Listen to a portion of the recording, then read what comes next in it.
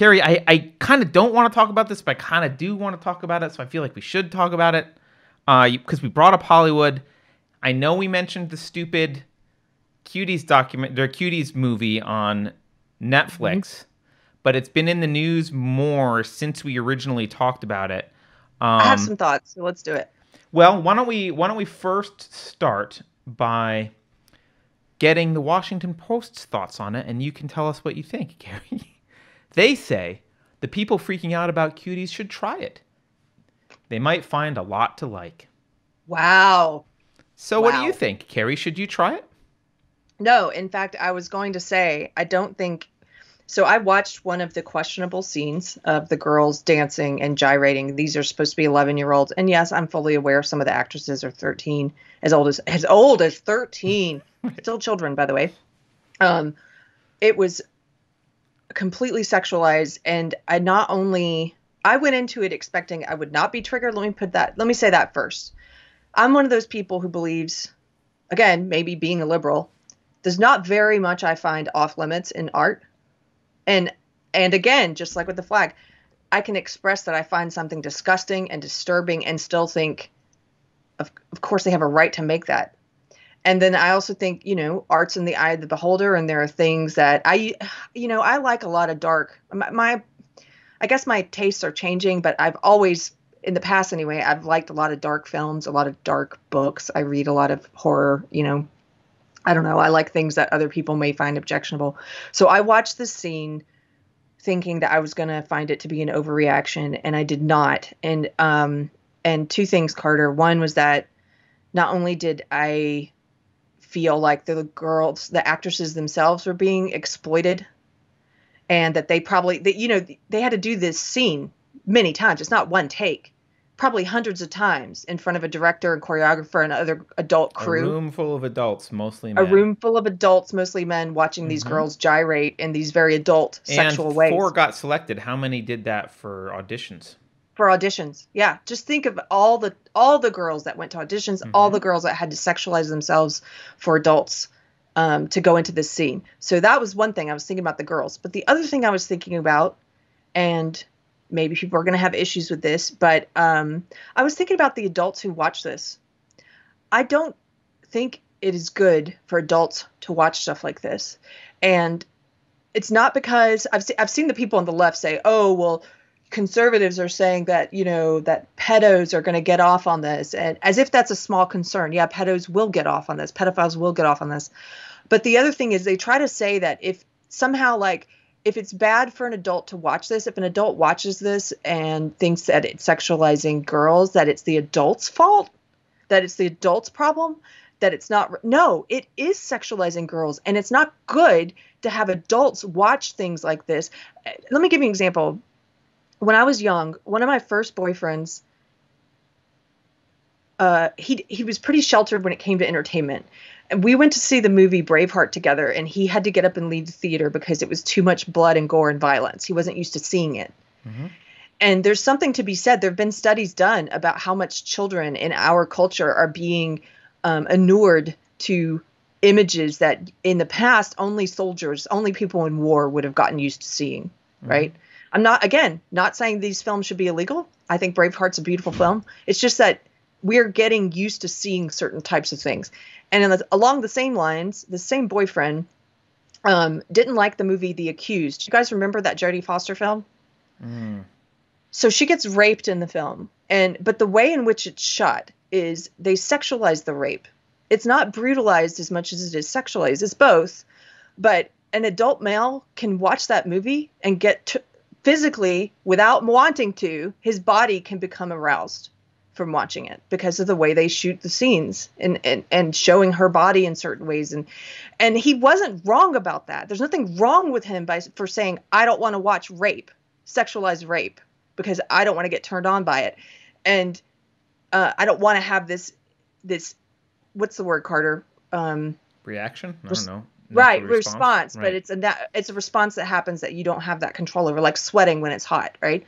So he didn't want to watch those kind of movies. And that movie in particular, I remember he had a problem with. And later, once I went to college and I started getting indoctrinated and I was in women's studies, the feminists at the time also, they said, I remember reading an essay, I can't remember who it was by, but it was a feminist, and they were critiquing the accused for the same reason. They said, a lot of times the way that rape is handled on screen is sexualized.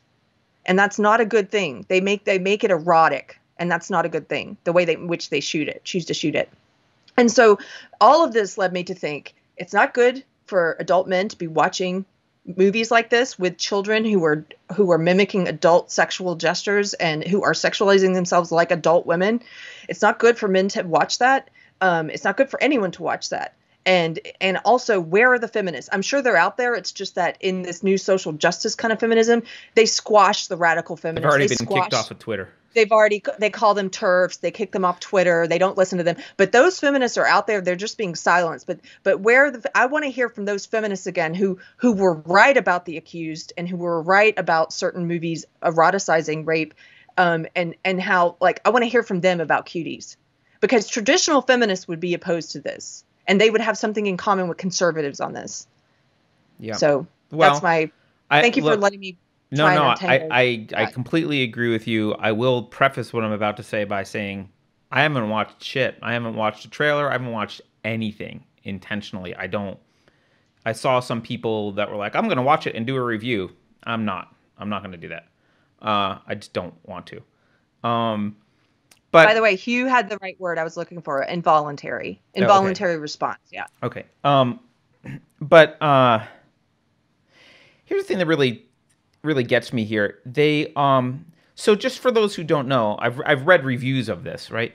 Supposedly the story is anti-exploitation of tweens. It's all about how this is bad, and at the end, I don't know, the girl decides not to. I don't know, whatever. It's the message is supposedly anti-exploitation, and this is what we're being told by the left. Oh, well, you'll like it because it's anti-exploitation, which is really odd to me, because it's like, we're going to do this thing, but then we're going to wrap it in a narrative that says it's bad so that we can do the thing. It's like, how do I want to say this? Alfred Hitchcock didn't have to use blood and gore to make horror movies. You can do the thing without doing the thing. You can make the message without doing the thing. You can have a message about child exploitation, sexual exploitation, and sexualizing young girls. You can make a movie that's compelling about that without doing the thing you're criticizing in the making of the movie. Right? I mean, how many movies at the end are like, no animals were harmed in the making of this, blah, blah, blah. Great. You went out of your way to not harm the animal that looked like it was being harmed in the movie, or that the movie alluded to was harmed, or whatever it is. And again, Alfred Hitchcock, you can make suspenseful, thrilling horror films that don't show detailed blood and gore and guts and all the nitty gritty. You can do that. So you can make a compelling movie about this issue without doing the thing that you're criticizing. The only reason to do the thing that you're criticizing is because you want to. You want to put that in the movie. You like it. You want to put it there for some reason. You chose to do it. And Hollywood has the pedophilia problem, not America. You've got your Me Too movement. You've got your Roman Polanski. You've got your associations with Jeffrey Epstein. And yet you choose to lecture the rest of us by producing a movie that blatantly does the thing you're criticizing and then paint it in the patina of like, well, we're criticizing it, so it's okay. We have to show people this is wrong. Can we show them how really wrong it is? I really want to show this particular wrong thing here in detail, and I want to interview 600 girls to make sure we get the detail right. Here's the casting couch. I mean, they are gross, disgusting people in the entertainment industry who plucked Britney Spears and Miley Cyrus out of their tweens, taught them how to twerk and sexualize them, and threw them on every television in America for men to watch. Not us. You assholes in Hollywood did that. You did that. This is your problem. Don't take your dysfunction, put it out there, like, indulge in it, wrap it in some moral message, and pretend you're telling us you got to do it so that we understand how bad it is. We understand how bad it is. You guys don't get it. Knock it off. It pisses me off, which is why I'm not going to watch any trailers. I'm not going to watch the thing, and it makes me sick. It makes me sick. And it is the gall they have to say, well, we need to show people how to be moral by interviewing 600 girls to have them twerk and pick the best 4 and put them on television. Oh, is that, you have to do that to show us? Do ya? You couldn't think of a better way to do it?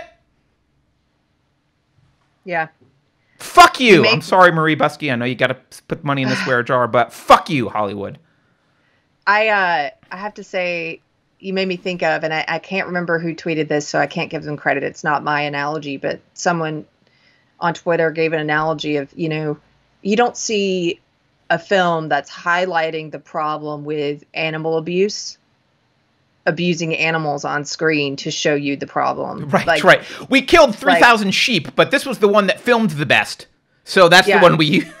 Like, no, right. You didn't do that. And that was a great analogy, I thought, because you don't see that because they're actually concerned with it. They'll get you documentary footage of things that have happened, but they're not going to do a fictionalized film where they actually harm animals in the making of the film and, you know, to show you, to let you know how wrong it is. So I know we're going to do the super chats and I saw there are people, somebody, at least one who watched it and liked it. And again, it's art. Everybody's going to have a different opinion.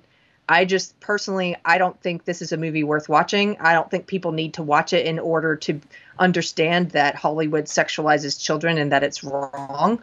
I think you can grasp that without watching this movie. And I don't think it's good for our adult psyches to watch stuff like this. No one watched this movie and said, oh, I didn't realize we do that as a culture. What an excellent point. We should stop. No one. Right. 0 people on the planet had that reaction. Someone pointed out that it was made in France. Yeah, I'm not. When I'm saying Hollywood, I'm using this. I should be just saying the entertainment industry generally. I get that it was made in France, but you know, it was distributed here by Netflix, which I'm counting as Hollywood's a broad brush that I'm using. I'm generally saying the entertainment industry.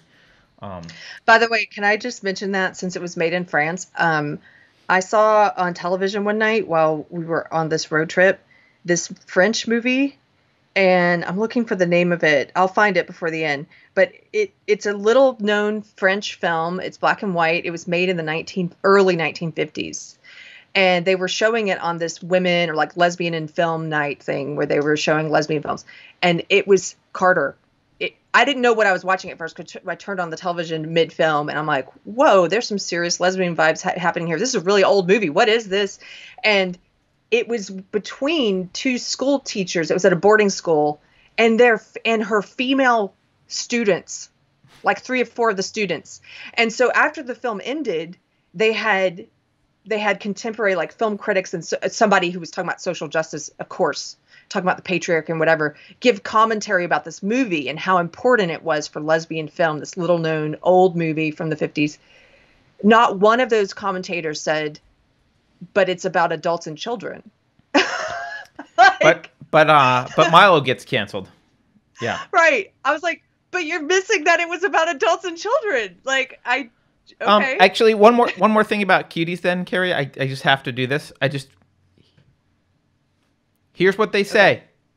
This is by a guy named Tim Roby, a film critic in the Telegraph. The headline is Cuties, Netflix review. A provocative powder keg for an age terrified of child sexuality. Yes. Wow. Yes, we're just an age terrified of child sexuality. That's what's wrong with our age. Thank you so much, Mr. Tim Roby of the Telegraph. I don't even know where to start. My daughter, by the way, she had 0 screen time until I think she was maybe even 6.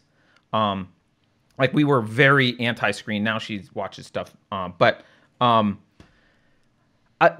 are a lot of parents who, you know, regular Joe Sixpack and, you know, whatever, just not thinking about stuff that use television for babysitting. And it's terrifying because this is who you're placing your kids' childcare in the hands of. It's these kind of people who think that we're in an age of where the problem with our age is that we're terrified of child sexuality.